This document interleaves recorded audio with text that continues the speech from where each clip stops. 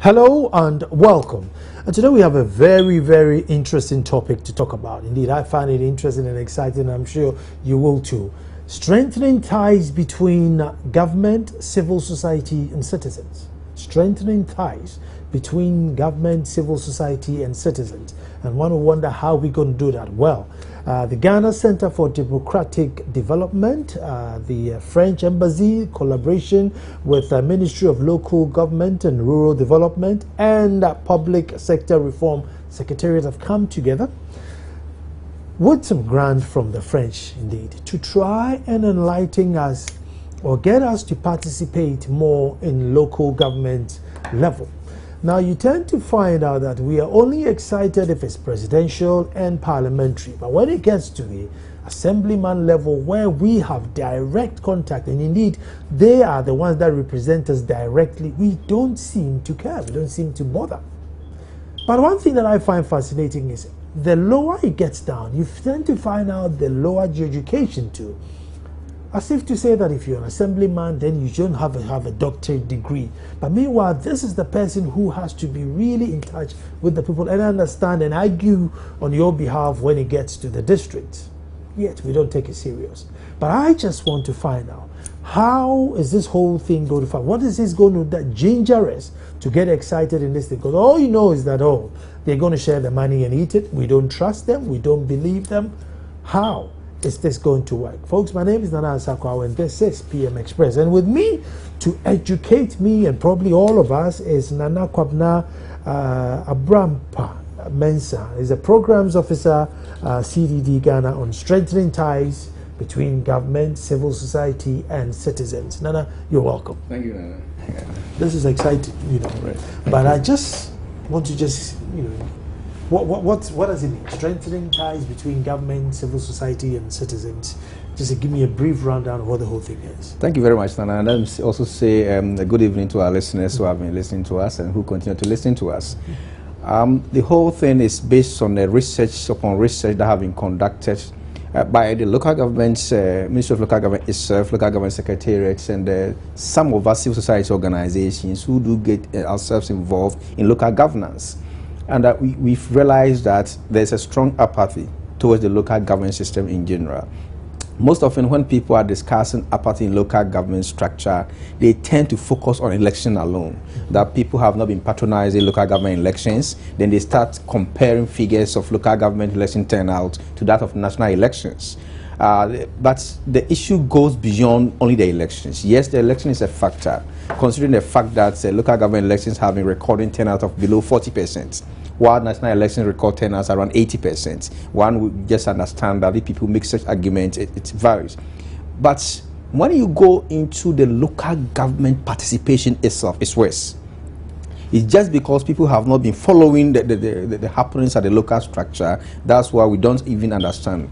Fortunately, we did a baseline survey on a project that we're conducting in conjunction with the European Union. And Nana, you'll be surprised to know that when you pick 10 people that we interviewed, 7 of them have not even known their district assembly structures and the representatives before. Even the local government elected assembly members that they live with in the communities, they don't even know them. 8% of the people we interviewed, 8 out of the 10 people we interviewed, have never ever been to their local structure, local assemblies before to complain of a problem that is happening in their community, whether it's a collapse of a school block, whether no provision of water, the public facilities. I mean, nothing. They don't even want to get themselves involved in their local structure. That was the worrying scenario that the research painted, and we thought it's something that we need to deal with it. As you said in your introduction, local government is the basic unit for development. In fact, even if we don't get anything at all, every district capital has basic amenities. So if you have 216 districts, as we have currently, it means we have 216 at least standard developed cities in our country here. So we think that it is the rules as the units at the level that we expect people to get more participatory approach towards their leaders, and that will express people to hold their leaders accountable, that will expect people to follow and monitor how their resources are being used to ensure development. But that's where we get the most apathy. That's the more reason why we designed this product. Did the research also find out why we are so unconcerned about the local level? Because it's like it's closer to us, and we seem to be more worried about the ones that are a bit distant. We have multiple problems or challenges affecting the local government. In fact, we took time to also, not only CDD Ghana, most of the institutions that get involved in local government. And then because you know the importance of local government, we have a whole coalition called local government, NGOs in local government, LOGNETs. And we have more than 200 CBOs, SCOs across the country who are members of it. People have actually designed products just to keep people's interest in their governance. One of the challenges that put people away from engaging in their local governance, and which has been revealed with the current happenings in the preparations towards the next election, local level elections, is politicization. I wouldn't say politicization, I would say over-politicization of our local government system. And even though Act 462, the Local Government Act, and the Constitution itself says that local governance in general and local government elections in particular should be apolitical, that we expect that the structure is not politicized.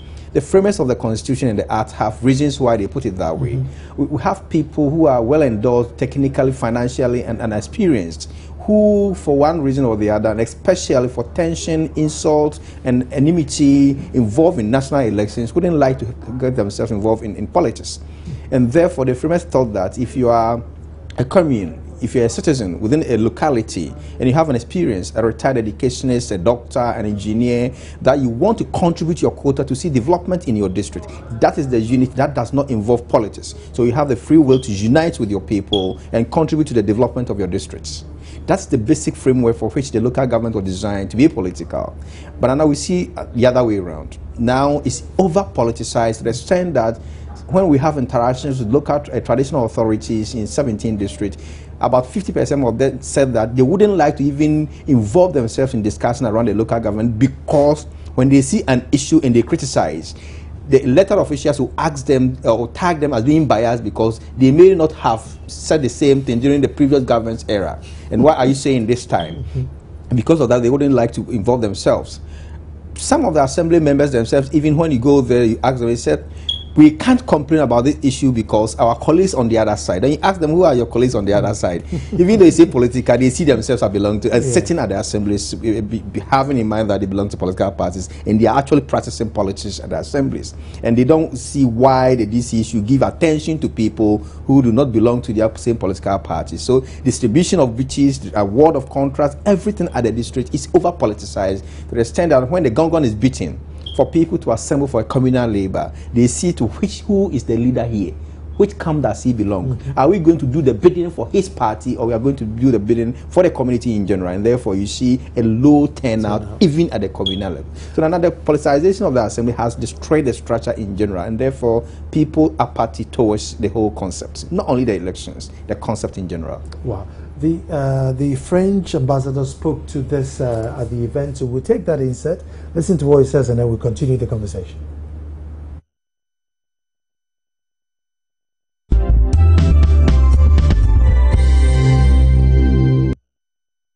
I think that Ghana has one of the most alive civil society.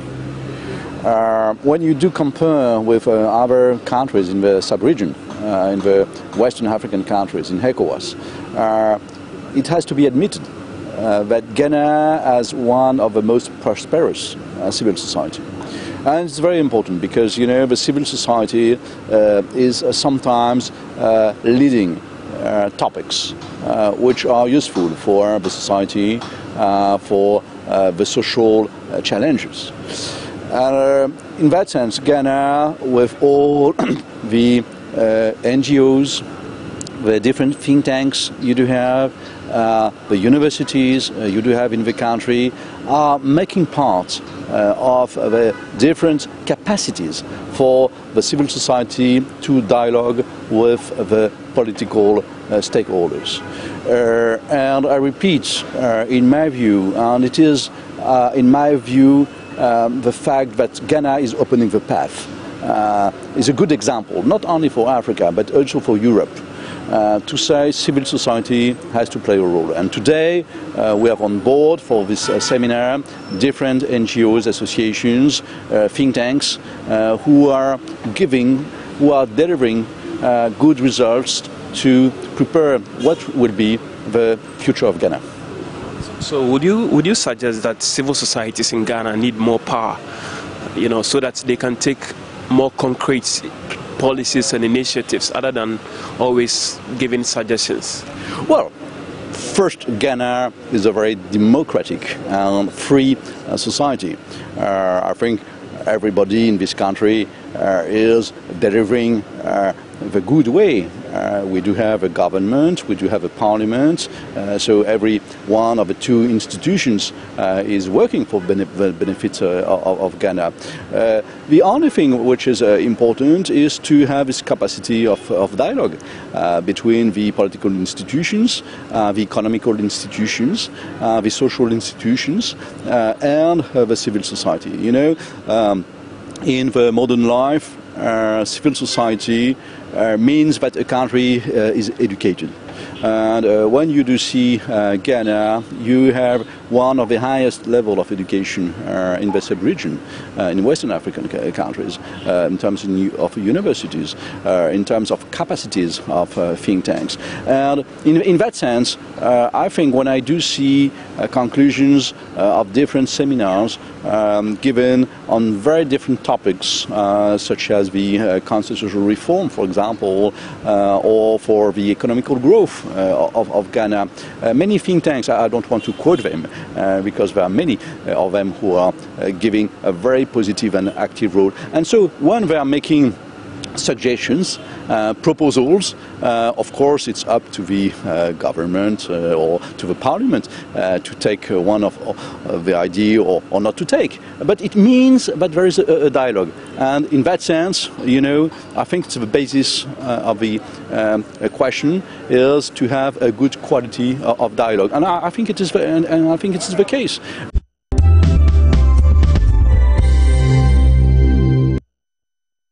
Well, that was the French ambassador there, also, adding his voice to it. But one thing that he picks on, which I was going to talk about, was civil society organizations. I mean, we are so polarized that anytime a civil society raises an issue, we're just waiting to see, where is it going to fall? Is he going to say something? If he praises something which is current, then fine, it's good. If he praises something which is not fine, then hey, But let me go onto the phones and then acknowledge Neelante van der Poel, who is the deputy local government minister, and also honourable member of parliament for the Odo constituency. Nee, you are welcome.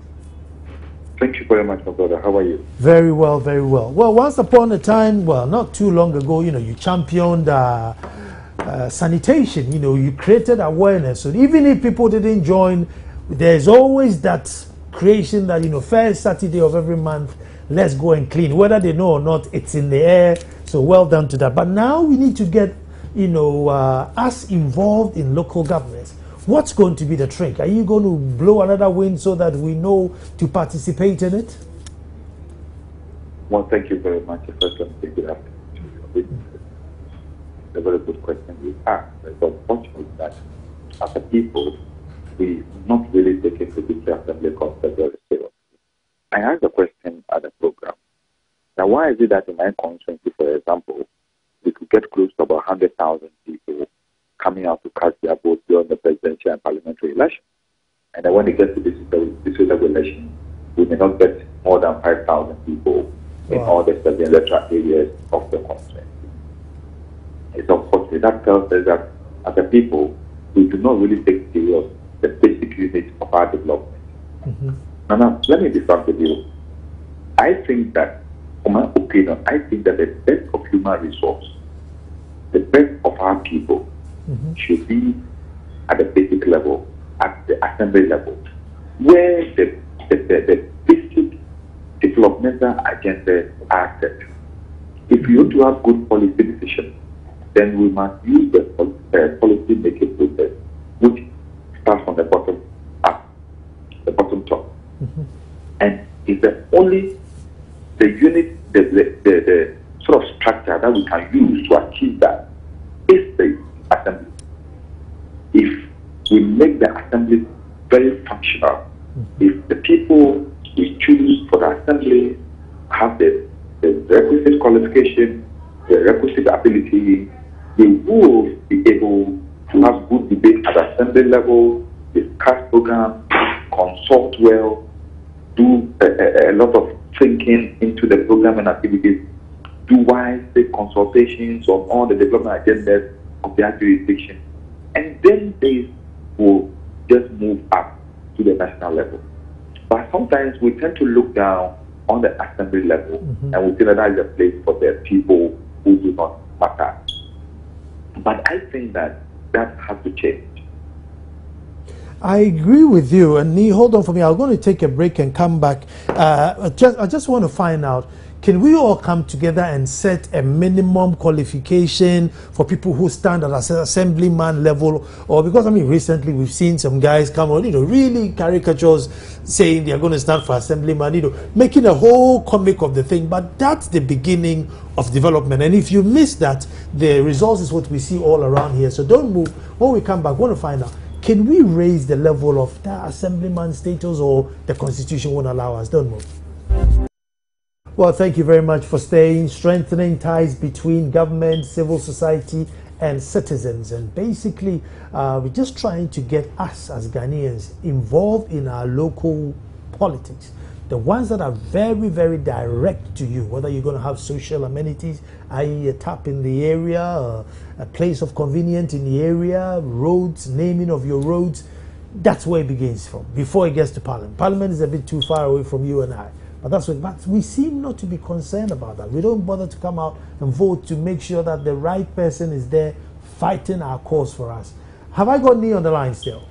Yes, no, ma'am. Yeah. Yes. I was saying, can we come together and maybe raise the threshold and say, look, you have to at least have finished SS or above, or done some polytechnic before you can come and say you are representing a society, or anybody at all can say, well, I have the love for the society, so I'm going to represent.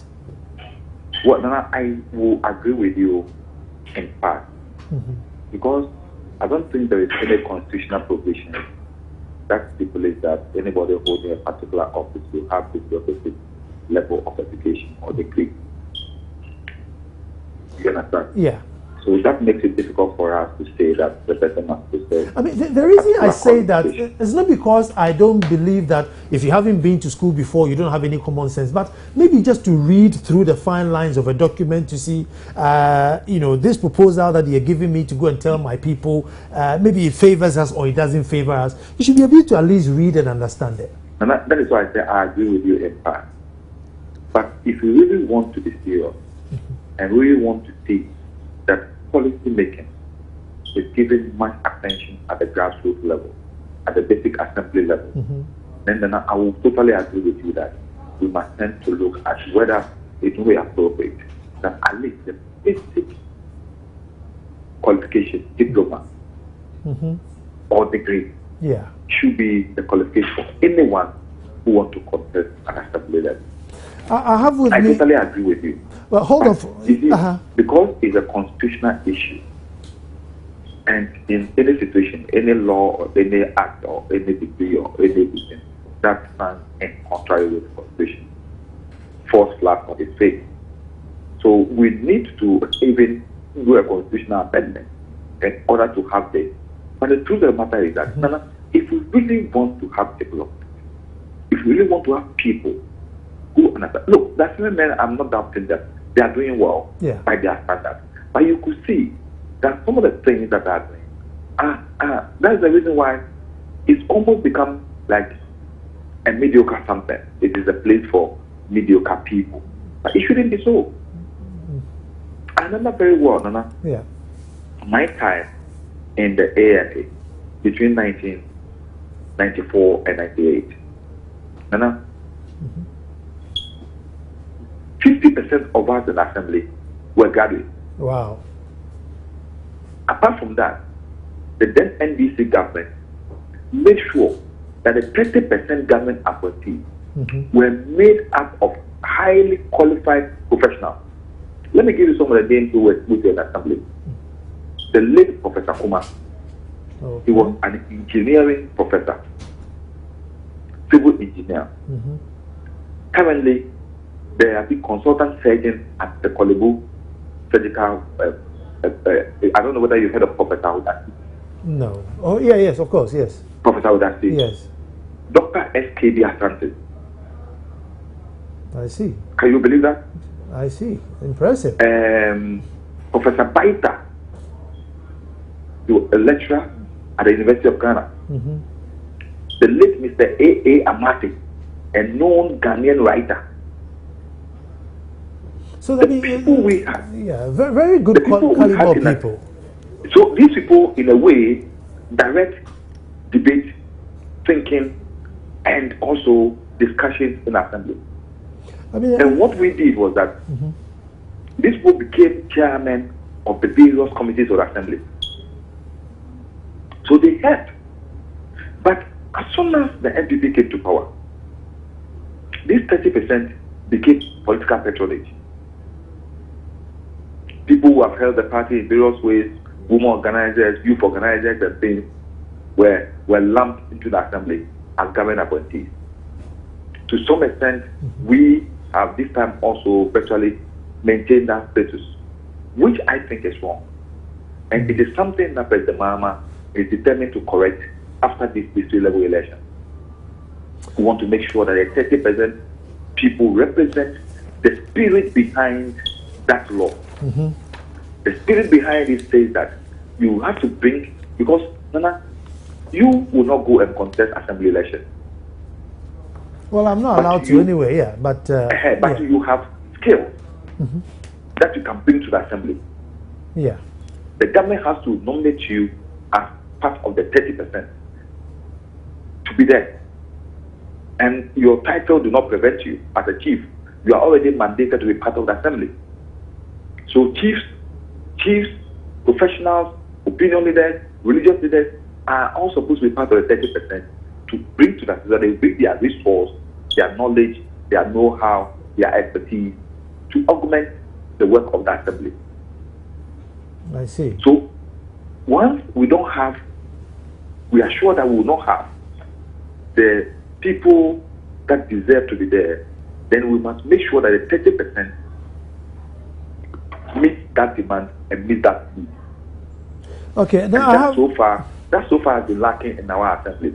Okay, stay on the line for me. I have Nana Kwabena Brampa, who's programs officer for CDD, and Nana, with this constitutional challenge facing us, how do we overcome it? What do we bypass and educate people to know that, look, let's go and get somebody who's educated to come and lead us, or what's going to be the trick now? Because everybody's free to join now. So with this challenge facing us, well, let me first say good evening to Honorable, and let me also thank him for gracing the occasion for us today.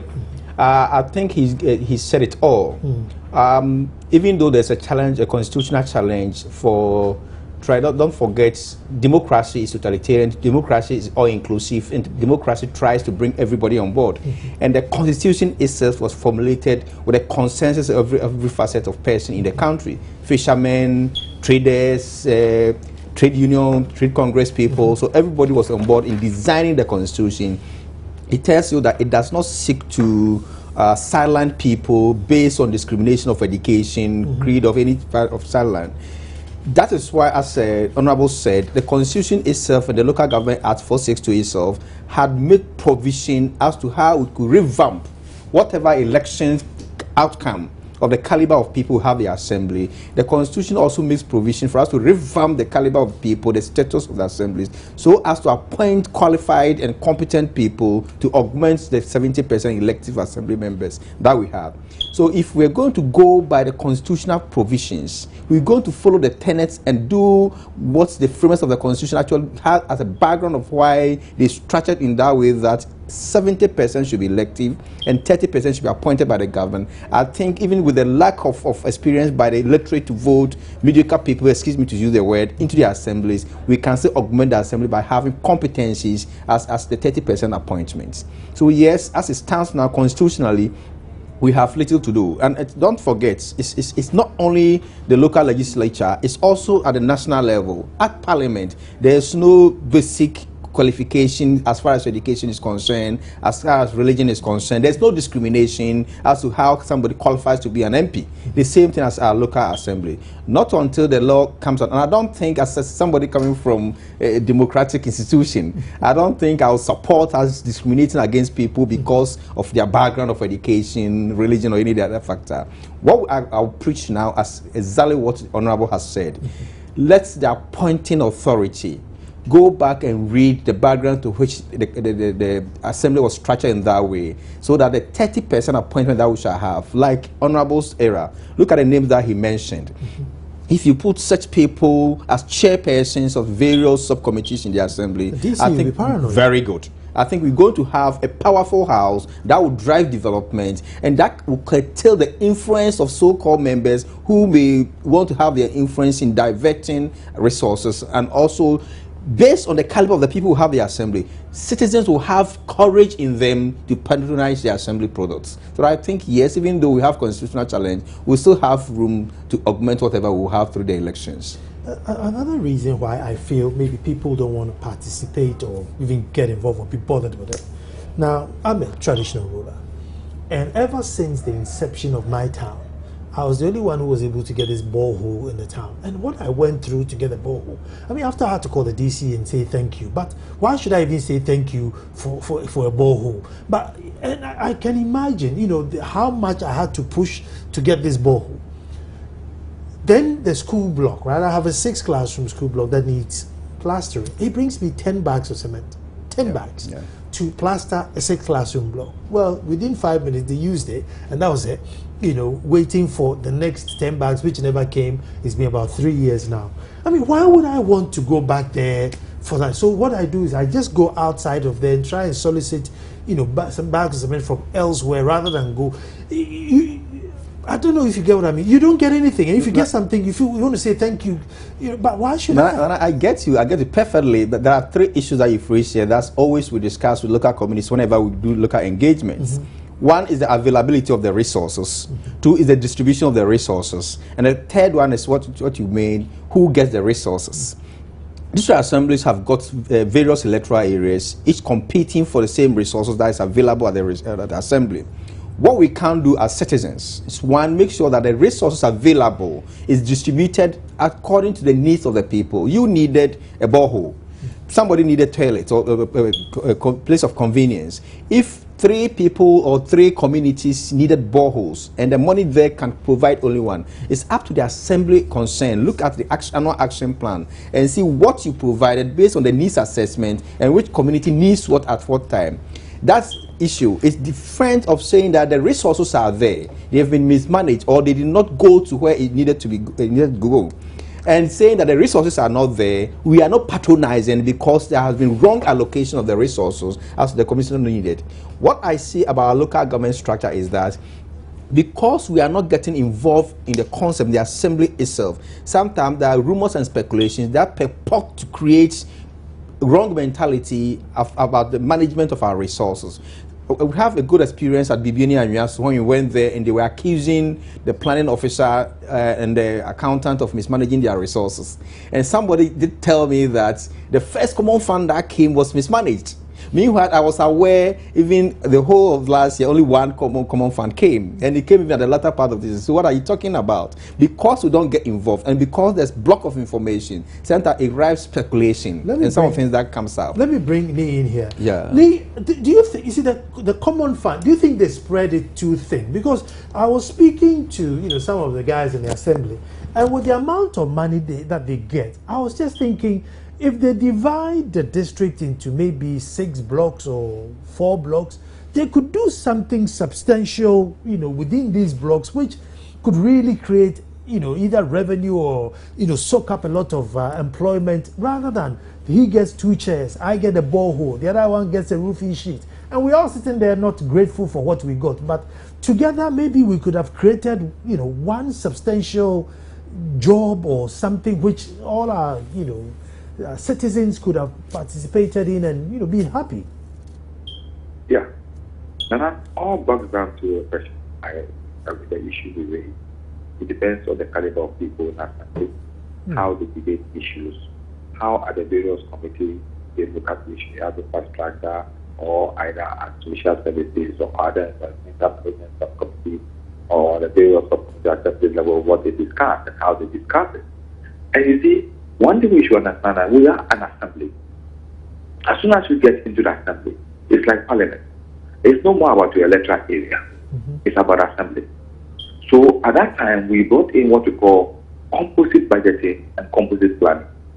So that we say that for us, in this sub-metro, for the next 2 years, our focus, based on the needs assessment of our community, our focus is education. Then you know that all money that are coming for that particular 2 years are focused on infrastructure improvement as far as education is concerned. So when we were in assembly, for example, our time, we have 3 electoral areas. Together with my other colleagues, what we decided, for our first 2 years, our focus is education because we've seen that educational development in Akashe Dupepeke, so we do the had come down. Okay. The infrastructure was broken. People are not interested in going to school. And before then, we had Akotola, say, for example, in our hands, where 10 school children fell into a well because the well is within their school compound and this thing was weak. So we focused in that area. So we started at that level. It's okay, fine. So we have 4 schools, 4 basic schools. What do we do? Which one do we tackle first? When we look at it, we say, oh, this particular area, attendance there is high, but the infrastructure is poor. So let's focus in that area. And so as a group, we decided, so the first year, all our common funds went into renovating that school in one electoral area. The following year, we renovated another school in another electoral area. The third year, we renovated another school in another electoral area. By the 4th year, we've renovated 4 schools. So it's now made education attractive, and the results started changing. You understand? Yeah. We look at our second priority. Maybe we will say we are privileged because we are in Accra. But we look at our second priority. We look at health, the pressure on our health facilities. So what do? So then we talk to our MP, Neil Kanja Adamafio and Ishmael Aiti at that time. And we talked to them. What they did was that then they pushed their common fund to health development. You understand? Yeah. Because the assembly's work is not different from the MP's work. If the MP is part of the assembly. So if we plan very well, all of us debate very well, we will know what we will use the assembly common fund for and what we are going to use the MP's common fund for. So that all of us will be moving towards the same direction. Because at the end of it all, when you put a health facility here, it benefits, even though it's in one particular electoral area, it benefits the people within the whole district. So you need to understand that even though we are putting the thing in the next electoral area, because it cannot be in Nilante's electoral area, doesn't mean Nilante cannot take credit for the development of that infrastructure. Okay. It depends on how you carry the message to your opinion leaders, to your chiefs to understand that no, we can't have a new clinic in our electoral area. There's this clinic in this person's electoral area, but we are contributing to develop it so that we can benefit from the services of that clinic. But when you have people who thinking and this thing is a bit, what is no. They're thinking about the next vote. They're thinking about the next election. So they are not ready to compromise on basic issues of that. We have limited resources, and there should be prudent allocation of resources, prudent use of resources, so that we can all have benefit of facilities and development. Yeah, so it's a difficulty. Yes, we know that the availability of resources is always a problem. The common fund is always not enough. But if you plan well, the little things you can do as a group will not the benefit of the whole district and not one electoral area. Thank you. And Neil, hold on there for me. I think it's one thing which we are not very good at saying that between two chiefs, look, you have the hospital, I have the school, so at least we can live on. Or you have the primary school, I have the secondary school, so my children go to you for, and then we live amongst each other. Everybody wants to have everything in their town. We're not very good at that, and I think as chiefs we need to learn to understand that so far as the towns are close, it's okay for the amenities to be spread along. But while we are talking of funding, the question of transparency comes in.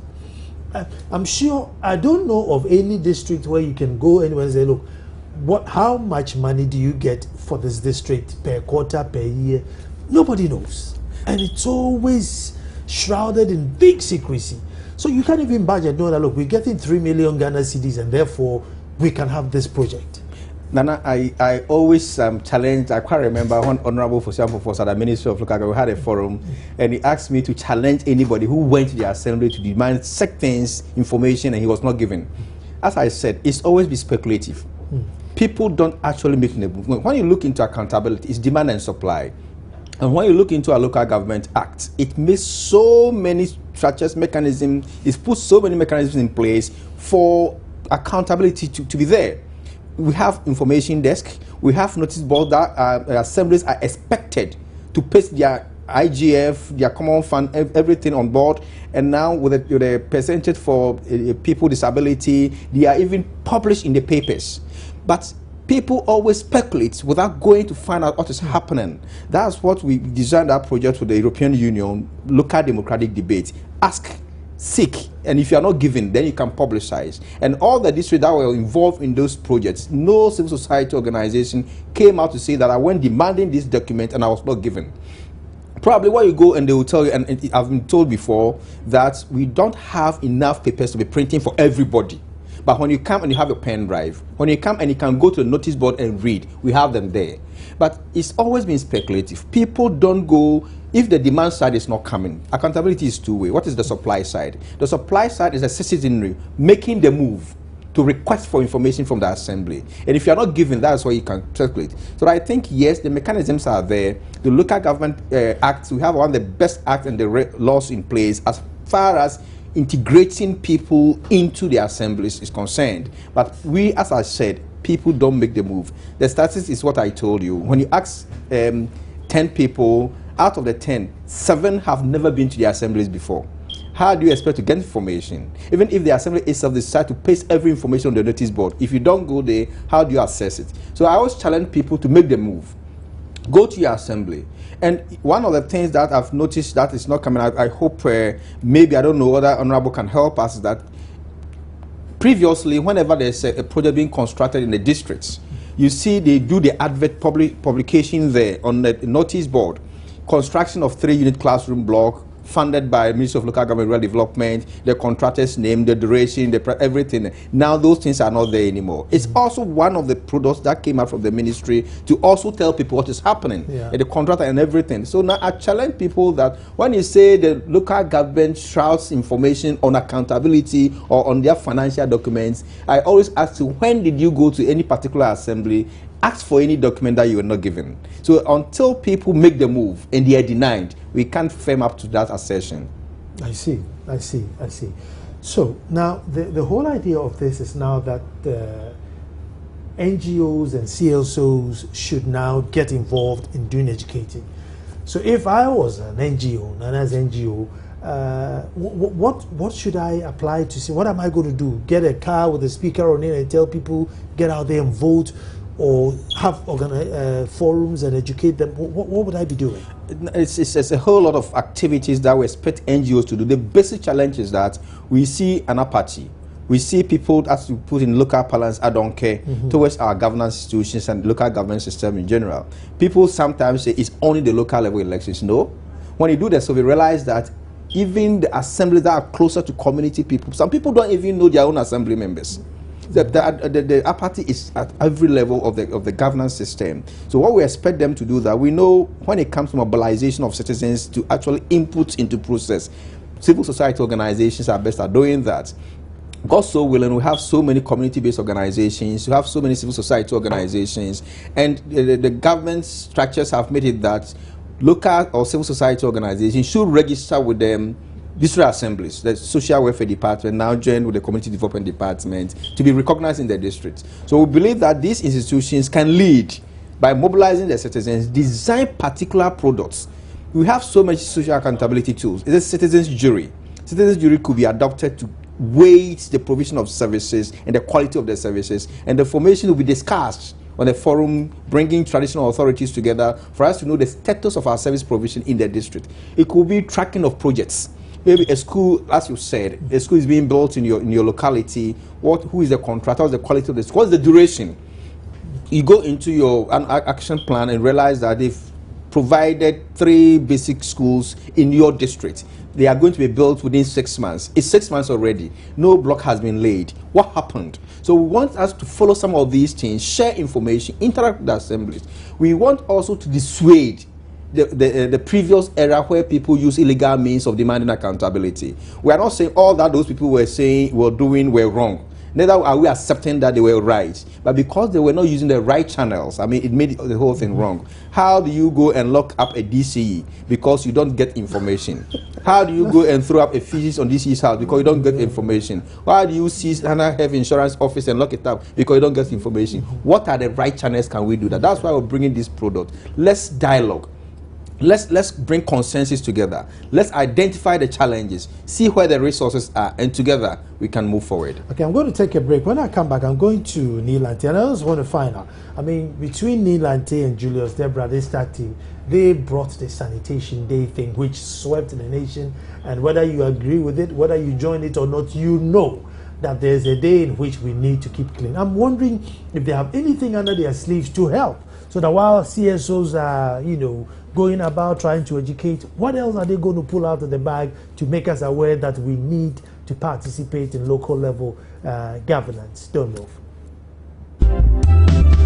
Well, thank you very much for staying with me in the studio. I have Nana here from CDD, and I got Neil Ante van der Poy, who is Deputy Minister for Local Government and also Honorable Member of Parliament for Ododo. And I was just asking before the break, has he got anything under his sleeve, like the National Sanitation Day, which they created the awareness, which we all know of? Have they got something to pull out of the bag that will make us aware that we need to participate in local level governance? Nee, is your show. Hello, have I got Nee on the phone? Yeah, no, I'm here. Oh, good. I was wondering, did you get the question or should I repeat it? Yeah, you asking whether the sort of initiative we take in getting people aware of the National Sanitation Day to do the same. Yes. With this accountability and transparency at the assembly level. Yeah. Now, basically, I totally agree with my brother, with you. Mm-hmm. You see, I asked a question at the program of all the CSOs and the media men. I asked them, how many of them within the past month have visited the assembly offices? I got only one person. How many of them have taken interest to at least patronize one of these platforms that are being presented for prospective assembly candidates to a campaign? I got only one hand. That tells you, Nana, as a country, we are not showing interest in this. My brother asked a very good question. If you don't go to the assembly to demand or to ask a question, how do you get the information you are looking for? The assemblies always, it's mandatory upon them to display their returns on their notice board, revenue output on the notice board. It is mandatory upon them to notify the public, the stakeholders, put on the notice board all contracts that are being undertaken in their respective districts. In fact, before any development program is embarked upon in any assembly's jurisdiction, it is supposed to do what we call community outreach program with all the stakeholders, the chiefs. So Nana, if, for example, there's going to be a 6-classroom block in your area, your jurisdiction, it is incumbent upon the district assembly to come and sit down with you and your chiefs to discuss it, for you to ask questions. Why are we even using this particular roofing sheet and not this one? Why are we using this type of cement and not this one? You understand? Yeah. For you to ask questions, demand answers. How much is going into it? Where is the money coming from? Is it from the common fund or the guest fund or from the DDF or from the urban development fund? You need to ask questions. And assembly is supposed to provide. You even need to ask. Look at the drawing and find out whether the building they are putting up, the infrastructure they are putting up, is disability friendly before the work starts. Maybe you look at the sort of roofing they are going to do, the wood they are going to use. You need to ask questions. Why are you using this wood? Because in this area, we don't have windbreaks. So in the period of storm, the building could suffer. So all these questions. So a lot of the problems that come up with our infrastructure development and our development program is because we refuse as a people to take an interest in the work of the assemblies. Don't expect that that person will get up and come to you. We, all of us, me and you, we need to move. And do you know something? Yeah. One day I was just driving and I saw some people removing the paving blocks on the pavement and digging. On the fact that I've seen so many of such things being dug and left uncovered. Yeah. I went to them, I stopped them. Where are you coming from? They said, we are contractors. What's the name of your contract? I said this. Who has contracted it? They said Glow. I said, until you showed me the contract form, which specifies that immediately after this, within this number of hours and days, you should seal the place, cover it up, and do this. Insurance for this, so that if somebody should fall in it, the person will be secured. I'm not going to allow you to do your work. So they have to go and produce all those things. And immediately, I called assembly members. I said, look, these people are working in our community. Make sure that every day you let people look, the unit committee people should check them. When they finish this part, they must cover. Finish this one, and they should not dig the whole trench before they finish the work and come and cover. And they did it that way. And we didn't have any problem. Because I decided to take interest. Yeah. People should begin to take interest in the work of the assembly. Demand accountability. Demand, answers to questions, probing their minds on the development pattern of the district. Other than that, we will continue to suffer. But as your substantive question, Nana, we are going to deepen our relationship with all CSOs who are embarking on this journey. It's a wonderful journey. I'm enthused about it. I'm happy with it. I'm ready to contribute my best. I'm ready to cooperate with them together with my people at the ministry, everybody at the ministry. President Mahama has made it clear that we should open our office up to people to come for information, to seek information. We should make sure that the assembly make sure that assemblies open up to the public and to the chiefs and people within their communities. And that's why, Nana, as part of our National Sanitation Day program, we move the Ministry of Local Government to the region. Yeah. And when we get to the regions, Nana, we don't stay in the regional capital. We move from district to district. We spend time with the chiefs, opinion leaders, religious leaders, organizations, CSOs, and the rest, and even our assembly workers at the various districts. We meet with them, we talk with them, we listen to their challenges, their difficulties, and what they need to do. So that we can break the myth of governance. We're taking governance to the doorstep of the people. Let me come back to the myth of governance. You see, some of these things that we are talking about, if I as a chief did it, I would not sleep. They would come with their gong, Nana did this, Nana hasn't accounted for that. And sometimes when you see the monies or the amount involved, it's peanuts. But we hear sometimes, the newspapers, assemblies are unable to account for, large sums of money. But still we think it's so far away and let somebody else deal with it. But, Odikro will take some small money and the whole town, is on his case. No, I think so. I have a feeling that as locals, we seem to be able to demand more from the traditionals than we can demand from government officials. Now, it's a fact. And in fact, in the baseline survey that I was talking about, we listed about 6 institutions and asked questions. If you had a problem, a public issue, who will you prefer to complain to? And the first was the media. And the second on the list was Nananom. And the third came the assemblyman. And I think the assembly complaint desk or the complaint unit was the last. It tells you that people... The designated complaint unit designated complaint unit. And it's a beautiful thing. And because the structure wanted the people to feel free to complain to, they've made not the DCE, but the presiding member is the head of the complaint committee. So that people will feel that this is the person we've either elected or appointed there. He's our man. He's not a DCE that we think is a political leader. So we can feel free and go and complain. Still, people don't feel comfortable going there. Wow. So it tells you that, yes, people are not used to our governance structure. When you compare that to the traditional institution, it's been there over the years. And you know the role the traditional institution has played. So it's not comparable. But the whole thing is that, as Honorable has said, we need to deepen the education. We need to deepen the sensitization. Of course, what's the objective of local governments? Why did you bring the structure? As Honorable said, is to bring governance to the doorstep of the people, closer to you. It's your administration, it's your governance. The leaders, the DCE, the coordinating directors are your leaders to shape your thoughts. That's the basic objective of local government. They are just at the assembly there to shape your thoughts for your own thinking of development. That's why when there's the budget, there's public hearing for you to make inputs. When there's a development planning, by the NDP's regulations, supposed to have free public forums and hearings for community inputs into the planning processes. So all these are there to show that, yes, the planning officer is there to lead the forum, the coordinating director is there to lead what the assembly members have endorsed. So the governance, we must understand, let people know that it's ours.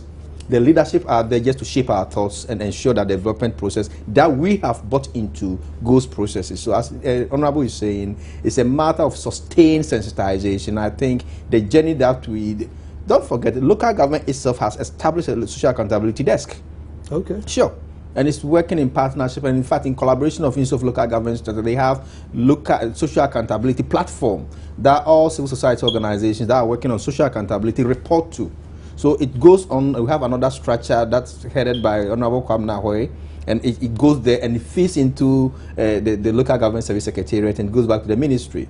So I think it's a well-structured program, and we thank God the donor communities are buying into.